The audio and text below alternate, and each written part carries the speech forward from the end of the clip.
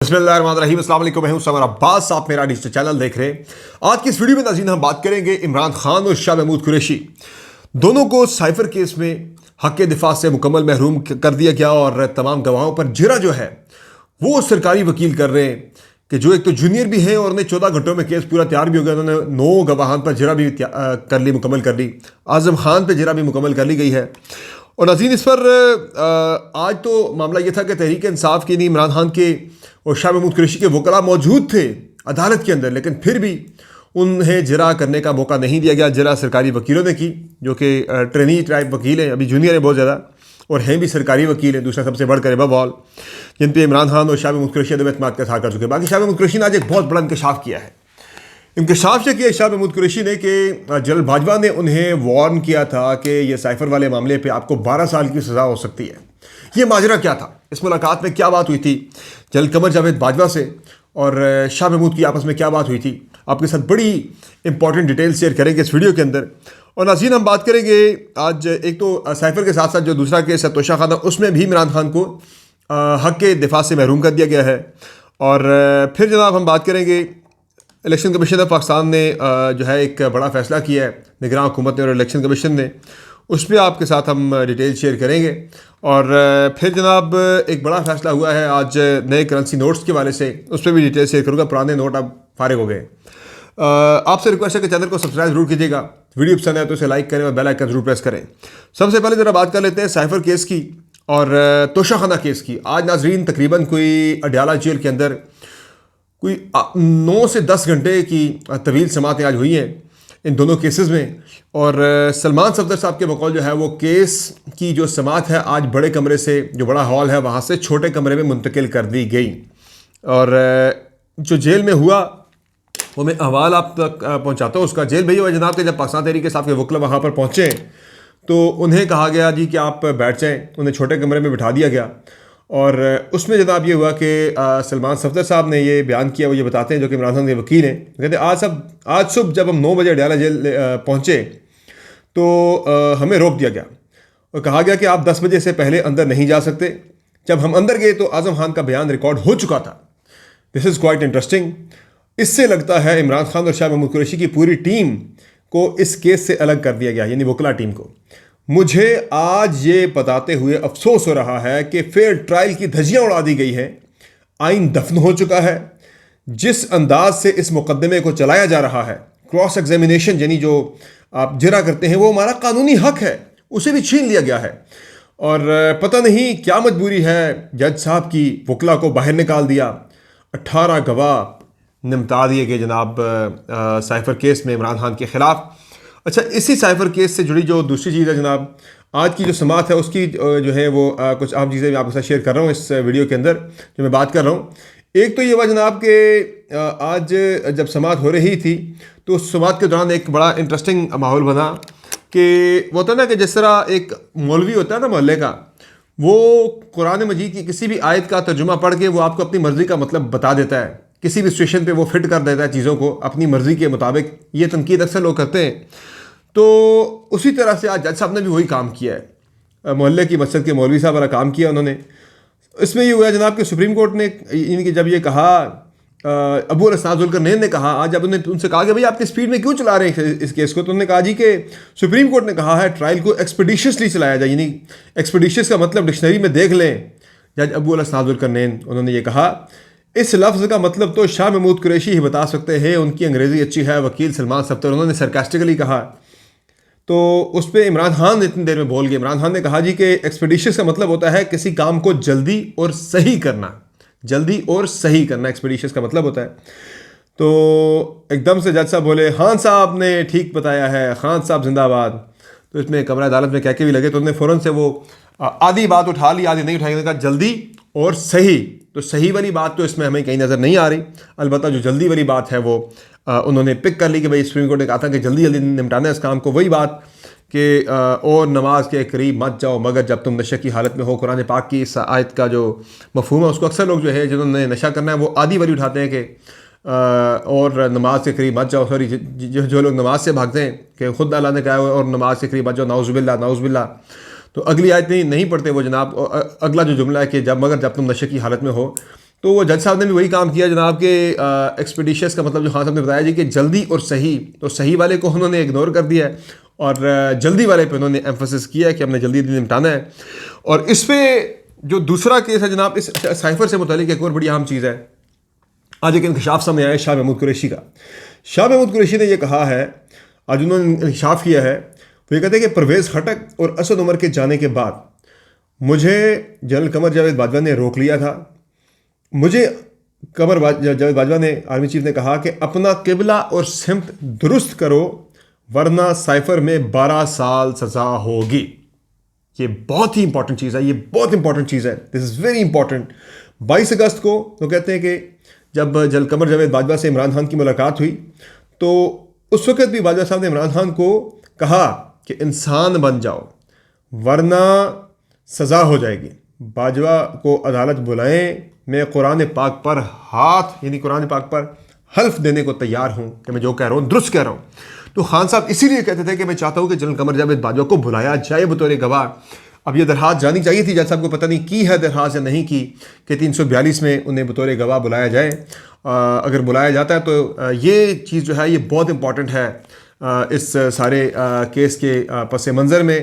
अच्छा, देखते हैं कि इसमें अब क्या होता है आगे। लेकिन जो नज़र आ रहा है बज़ाहिर ऑन फेस ऑफ इट, जो बात है पिछले कई दिनों से करता आ रहा हूँ, अक्सर पीटीआई के लोग कहते हैं जी आप हमें बुरी बुरी खबरें सुना के डराते हैं।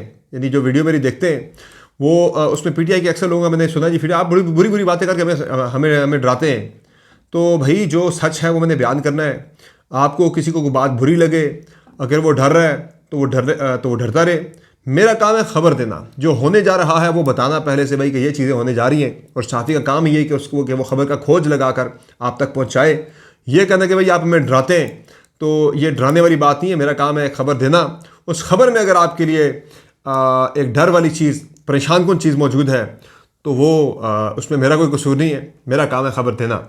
तो अब इसमें जो मैं बता रहा हूँ आपको फैक्ट वो ये है जनाब के ये जो मामला है साइफर केस का, इसमें 8 फरवरी से पहले हर सूरत में ये बात मैं करता आया हूँ, मैं आज भी कर रहा हूँ, दोहरा रहा हूँ। और दीगर साफ़ी भी मुझसे मेरी इस राय से मुत्तफ़िक हैं, कई और साफ़ी भी ये बात कर रहे हैं अब कि जी 8 फरवरी से पहले इमरान खान को सज़ा हो जाएगी। नजम सेठी 5 तारीख का कह रहे हैं, लेकिन मैं कह रहा हूँ कि 8 फरवरी से पहले यानी कि 5-6 को ही जो है कभी इम्कान है कि इस बात का कि इमरान खान को सज़ा सुना दी जाएगी साइफर केस में।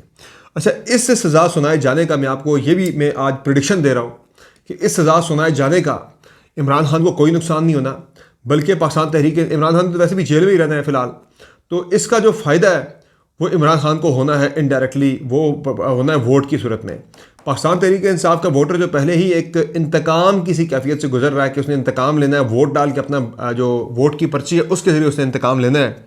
तो मुझे लगता है कि पाकिस्तान तहरीक इंसाफ का वोटर, पाकिस्तान तहरीक इंसाफ का वर्कर, वो मज़ीद चार्ज अप हो जाएगा, उसको मज़ीद जो है ये इश्तियाल दिलाएगा ये फ़ैसला कि वो जाके हर सूरत में बैलेट बॉक्स में अपना वोट कास्ट करें, अपना गुस्सा जाके वहाँ निकालें। मुझे लगता है कि ये काउंटर प्रोडक्टिव मूव साबित हो सकती है अगर ये 5-6 को फैसला दिया जाता है इमरान खान के खिलाफ। दूसरा, तोशाखाना केस में भी इमरान खान को सज़ा जो है वो लगता है कि अगले हफ्ते तक हो जाएगी, क्योंकि इसमें भी 342 का एक गवाह का बयान रह गया है और वो भी कल हो जाएगा। इसमें भी इमरान खान को जो है वो जो हक़ के दिफा है उससे महरूम कर दिया गया है और इसमें भी अपने जो है वो सरकारी वकीलों के ज़रिए ही अब ये मामला जो है वो आगे बढ़ेगा। तो ये जनाब केसेस की सूरत हाल है इमरान खान के ख़िलाफ़। तो मैं यही कह रहा हूँ दोनों केसेस में सज़ा अगर सुना देते हैं तो फिर ये मामला जो है वो काफ़ी ख़राबी की जाएगा। एक मौके पर जब शाह महमूद कुरैशी ने रजिस्ट किया, जब उन्होंने मुज़ाहमत की कि भाई आप ये क्या कर रहे हैं, आप तो ये फेयर ट्रायल हो ही नहीं रहा, ये तो आप बिल्कुल जो है नाइंसाफ़ी कर रहे हैं, तो उस पर फिर जज साहब ने कहा जी कि आप ना खामोशी से बैठ जाएँ वरना मैं आपको कमरा अदालत से बाहर निकाल दूँगा। तो मैं आपकी ज़मानत भी मनसूख हो सकती है सुप्रीम कोर्ट के फैसले की रोशनी में। शाह महमूद कुरैशी ने कहा जी ज़मानत मेरी अगर हो भी जाती है तो मैंने कौन सा मुझे बाहर निकाल देना, आप लोगों ने रहना तो हमने जेल के अंदर ही है। फिर जज के ऊपर अदम एतमाद हुआ, उन्होंने जज से दरख्वास्त की इमरान खान ने, शाह महमूद कुरैशी ने कि आप इस केस को मत सुने, लेकिन वो इस केस को सुनते रहे। तो एक और मौके पर सलमान सफदर ने जो जज से मुकालमा किया, उन्होंने कहा जी 23 साल में हमने ऐसा केस कभी नहीं देखा, आज की बातें बहुत दर्दनाक हैं, ऐसा ना करें हम गिर जाएंगे। गिर कर भी हम तीसरी बार आपके पास पेश हुए हैं। हम लोगों ने फैसला किया है कि उसकी अदालत में पेश होना मुश्किल है, कि अगर ऐसा होना है बताएं, मैं अपनी डिग्री को फाड़ देता हूं। मुझे नहीं मालूम आप क्यों इतनी जल्दबाजी कर रहे हैं। सलमान सफदर का जज अबू अल-असनाद ज़ुल्करनैन से मुकालमा। तो पहले भी जिस तरह से इमरान खान को तोशाखाना में सज़ा सुनाई थी जज मायूं दिलावर ने, मुझे लग रहा है कि ये भी उसी पैटर्न पे चीज़ आ रही है कि हेस्ट, अनड्यू हेस्ट जो है, justice delayed is justice denied, justice in haste is justice in waste. मेरी तो अगली आगे मैं उसको मज़ीद ऐड कर रहा हूँ कि जो जस्टिस डिलेड जस्टिस डिनाइड वाले कि जो अगर आप मज़ीद उसको बढ़ाएं तो मेरी राय में justice in haste is justice in waste. आप वो ज़ाया कर रहे होते हैं और बल्कि ये ज़्यादती भी होती है बंदे के साथ कि उसको आप प्रॉपर अगर हक़ दिफा नहीं देते। बाकी जनाब, इलेक्शन कमीशन ऑफ पाकिस्तान ने सरकारी मुलाजमीन के जो वोट हैं वो पोस्टल बैलेट के ज़रिए अक्सर लोग अपना वोट कास्ट करते हैं। तो इलेक्शन कमीशन ने यह किया, उनकी मर्ज़ी के बगैर, उनकी इजाज़त के बगैर उनके वोट जो है वो आबाई इलाकों में ट्रांसफ़र कर दिए हैं। अब इलेक्शन होना है जुमेरात के रोज़, वर्किंग डे है, छुट्टी हो भी जाती है अगर जुमेरात को, तो पहले बुध है जिस पे वर्किंग डे है, अगले दिन जुमेरात और उससे अगले दिन फिर जुमा है जो कि फिर वर्किंग डे है। तो ये दिन बड़ा जो है वो आरिफ अलवी पे इसलिए भी तरीके से तनकीद करती थी कि आपने डेट क्या दी, आपने 8 फरवरी की डेट तो आपने दी है, लेकिन उसमें आपने दिन ऐसा रख दिया जनाब कि जो छुट्टी का दिन नहीं है, उससे आगे या पीछे छुट्टी नहीं है। तो लोगों के लिए ट्रैवल करके अपने अपने आबाई इलाकों में जाके वोट डाल के वापस अपनी नौकरी पर हाजिर होना एक चैलेंजिंग टास्क बन जाएगा। तो जो मैं साइफर केस की क्विकली ज़रा मैं एक और बात कर लूँ कि 8-9 घंटे आज समाअत चली है, बल्कि 10 घंटे तक बताया जा रहा है कि समाअत चली है साइफर और तोशाखाना की, जिससे ये चीज़ बड़ी एविडेंट है जो मैं बात कर रहा हूँ कि जनाब बहुत जल्द सज़ा दे दी जाएगी। तो इसीलिए कि भाई फटाफट केस निपटा के सज़ा देना, तो ये 9-9 घंटे 8-8 घंटे 10-10 घंटे की सज़ा, ये जो केस चलना, ये एक मुलजिम के लिए भी बड़ा मुश्किल हो जाता है, बड़ा पनिशिंग हो जाता है कि वो 9-9 10-10 घंटे 12-12 घंटे बैठ के आपकी समाअत अटेंड करे, सुने सर्दी में। और दूसरा, आप इतनी अनड्यू हेस्ट में फिर जो है इंसाफ के तकाजे वो पूरे शायद नहीं हो सकते, गलती का इसमें इम्कान काफ़ी ज़्यादा मौजूद होता है। इसके अलावा जनाब वजाद सईद ख़ान ने एक ट्वीट किया, उन्होंने कहा जी सियालकोट में कल बेसिकली मुस्लिम लीग नून ने जलसा किया था, जलसा अच्छा था, इंप्रेसिव पावर शो था, मैंने कल भी बात की थी उसके ऊपर। उस पर एक किसी PMLN के बंदे ने वो ट्वीट किया हुआ था, तो उस पर वजाद सईद ख़ान जो कि जर्नलिस्ट हैं, उन्होंने वो ट्वीट कोट करके लिखा, जनाब के सियालकोट ने पाकिस्तान को फुटबॉल और ख्वाजा आसिफ के अलावा दिया ही क्या है, बेहतर होता कि यह शहर जो है 1965 में भारत के पास चला जाता। अल्लाह माफ़ करे, ये किस तरह की बातें हो रही हैं। आपकी अगर कोई दुश्मनी है, आपका अगर कोई मसला है, वो किसी इदारे के साथ हो सकता है, वो किसी शख्सियत के साथ आपका हो सकता है, किसी इंडिविजुअल के साथ हो सकता है। खुदारा अपनी इस दुश्मनी में, अपनी इस ज़िद में, अपने इस गुस्से में रियासत पाकिस्तान के ऊपर आप जो है वो अपना गुस्सा मत निकालिए, रियासत पाकिस्तान से बदला मत लीजिए। पाकिस्तानी शहरियों को बड़ी जो है मैं समझता हूँ कि बड़ा ये दिल आज़ारी का ये बाइस बना है ये जुमला कि भाई क्यों भारत के पास चला जाता, बजाय से कि वो भारत के पास जो हमारे इलाके हैं कश्मीर के, वो हम भारत से लें। अब जो हमारी स्ट्रगल जारी भी है, वो यानी कि एक जद्दोजहद है बड़े अरसे से एक चल रही है 1948 ऑनवर्ड कि हमने कश्मीर को भारत का हिस्सा नहीं बनने देना, बल्कि वो पाकिस्तान का हिस्सा बनेगा।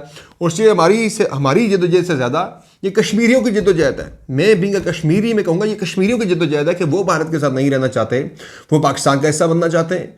उल्टा जनाब आप बैठ के जजमेंटें पास कर रहे हैं बाहर से कि जनाब ये चला जाता, सियालकोट भी भारत के साथ तो बड़ा अच्छा होता। भाई आपके तो पाकिस्तान के अंदर स्टेक ही नहीं रहे, आप तो बाहर से बैठ के पाकिस्तान के ख़िलाफ़ बोल के, पाकिस्तान के ये जो है ना एक ख़ास नैरेटिव आप टो करके आप जो है व्यूज़ लेके अपनी कमाई का आपने तो आप अपने पाकिस्तान को एक ज़रिया बनाया हुआ है। तो मुझे लगता नहीं आप जिस तरह की बातें कर रहे हैं आप पाकिस्तान वापस आना भी चाहते हैं या नहीं, आपका पाकिस्तान में कोई इंटरेस्ट है भी या नहीं है। लगता है जी नहीं, मुझे लग ही रहा है कि आपका पाकिस्तान के साथ आपका इंटरेस्ट अब कोई नहीं रहा, और आप वहाँ से बैठ के इसलिए पाकिस्तान के खिलाफ इस तरह की बातें कर रहे हैं कि भाई सियालकोट भी चला जाता भारत के पास। क्यों चला जाता भाई? कोई आप अपनी एक इंच ज़मीन किसी को नहीं छोड़ते। आज आपका कहीं प्लॉट है इस्लामाबाद के अंदर या कहीं भी, आप वहाँ से किसी को एक इंच ज़मीन भी छोड़ेंगे? आप सियालकोट की बात कर रहे हैं जनाब। तो पाकिस्तान से बाहर बैठे लोग जो पाकिस्तान के अंदर के मामलात पे अपनी कमेंट करते हैं, वो ज़रा ज़मीनी हक़ाइक़ से बड़े नावाकिफ़ हैं, ना बल्द हैं। तो ज़रा उन्हें सोच समझ के बात करनी चाहिए और मुंह संभाल के बात करनी चाहिए। पाकिस्तानी रियासत के हवाले से किसी किस्म की कोई भी मनफी बात जो है वो बर्दाश्त नहीं की जाएगी। इसी पे आज की इस वीडियो का इख्तिताम करते हैं। अगली वीडियो में कुछ मज़ीद चीज़ें हैं नोटों के हवाले से, बाकी चीज़ों के हवाले से भी डिटेल्स आपके साथ शेयर करूँगा।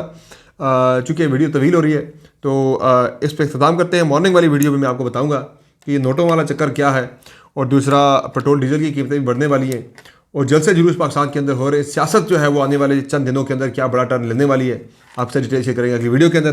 तब तक के लिए दीजिए इजाज़त। अल्लाह हाफ़िज़।